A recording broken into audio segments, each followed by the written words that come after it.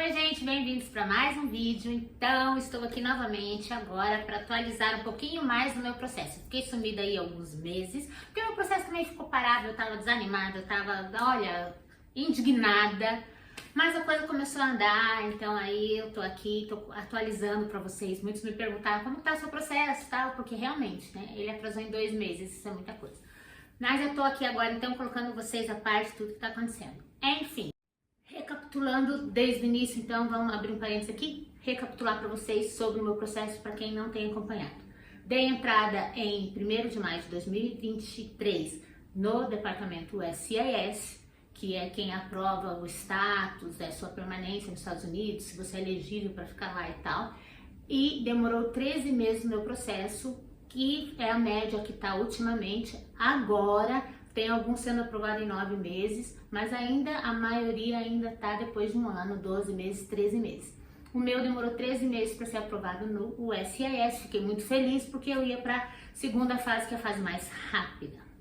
Dia 14 de junho eu vi que eu tinha sido aprovada, dia 18 de junho eles atualizaram no sistema a minha aprovação e teoricamente 7 dias depois meu processo seria encaminhado para o NVC, que é onde eu iniciaria a segunda fase.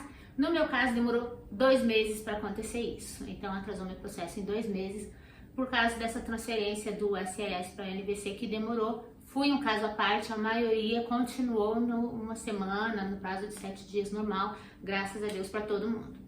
Ok, então no dia 15 de agosto, bem no dia do meu aniversário, eu recebi esse presente. Recebi um e-mail de que o NVC tinha recebido o meu caso e enfim, né, me deram boas-vindas, que eu estava entrando então na segunda fase do processo. Ok, o que acontece depois disso? Recebi 2 e-mails de instruções do NVC. Neles vem o número RDJ e um código para pagamento da taxa da fase NVC. Ok, com esse código e esse número, você precisa entrar no site do SEAC para poder pagar então a taxa. O primeiro passo é você pagar a taxa, não consegue fazer nada sem pagar a taxa. Paguei a taxa, então demorou ali 2 dias, se eu não me engano, para eles aprovarem e reconhecerem que a taxa foi paga. Abrindo um parênteses aqui, depois do meu processo, muitas pessoas pagavam a taxa na NVC, pagaram e ficaram aguardando eles reconhecerem o pagamento, sim, por muito tempo, semanas.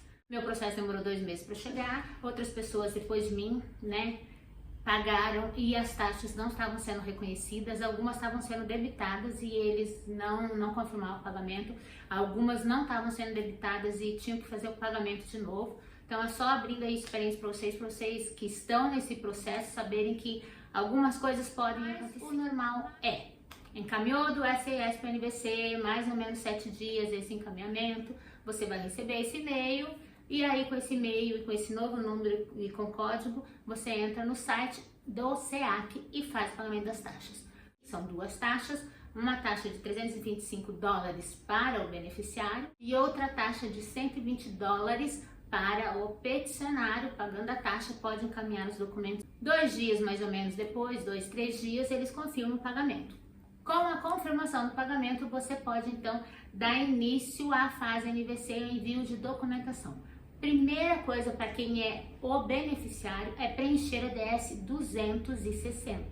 Então eu preenchi a DS 260 e encaminhei. Aí que eles se liberam para que você possa encaminhar os seus documentos.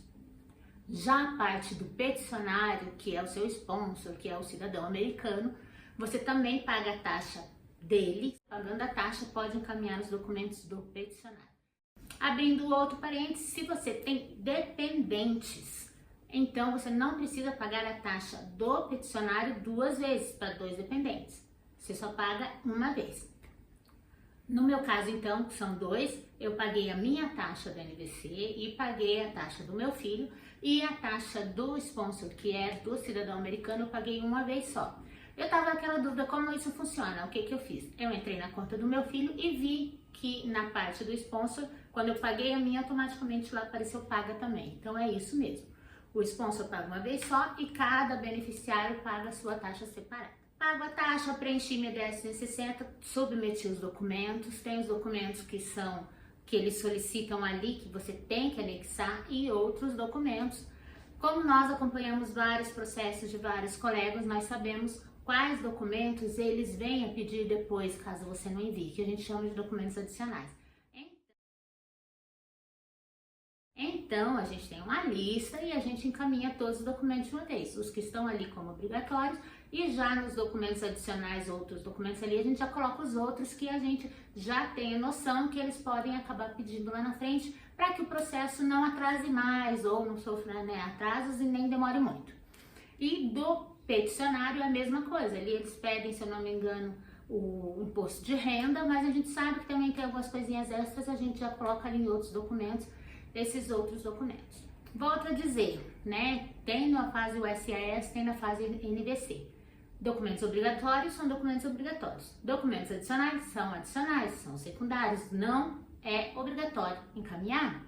Então, por que a gente caminha? Para evitar que eles peçam depois, já que virou uma coisa assim, já é normalizado esse negócio de eles pedirem certos documentos. Mas não quer dizer que eles vão pedir para todo mundo. Então, assim, nos grupos a gente vê muito isso, eles pedem certidão de nascimento, não sei o que, eles podem pedir para uns e podem não pedir para outros. O que a gente faz pela maioria. Como a gente acompanha, a gente vê que na maioria, maçante, não sei o que a gente fala, eles pedem tal documento, então você já pode encaminhar. Se você não quiser encaminhar, não encaminha só o obrigatório lá e aguarda. Aí se eles pedirem, aí você encaminha e espera a segunda aprovação, depende da decisão de cada um, ok? Mas como eu tenho a lista, eu encaminhei, porque nesse caso não tem problema, né? Se você tem alguns documentos lá que são documentos relacionados ao processo, não tem problema nenhum encaminhar. Então, eu encaminhei todos os documentos que eu tenho na lista e depois foi uma semana certinho, então eles aprovaram toda a documentação na fase NVC. Então, eu encaminhei 10.160, encaminhei os documentos de imposto de renda e etc. do meu esposo. Aí demorou uma semana, eu recebi então um e-mail e também verifiquei lá na conta que estava tudo ok, eles aprovaram os documentos. Os tempos normais do NVC era, você encaminha os documentos, 7 dias aprovam os documentos, um mês depois vinha a data da entrevista para um mês depois. A gente ficava 3 meses no máximo no NVC. Hoje a gente está ficando no NVC em média 6 meses. Para você ver como tá tudo sobrecarregado. Mas é isso. Aguardando a data da entrevista, então, com a data da entrevista vai iniciar toda a parte da terceira fase, consulta, exames e etc. E a entrevista em si. E eu vou vir aqui para atualizar vocês aí de tudo que estiver acontecendo. Espero que vocês tenham gostado do vídeo e aguardo vocês no próximo vídeo. Até lá!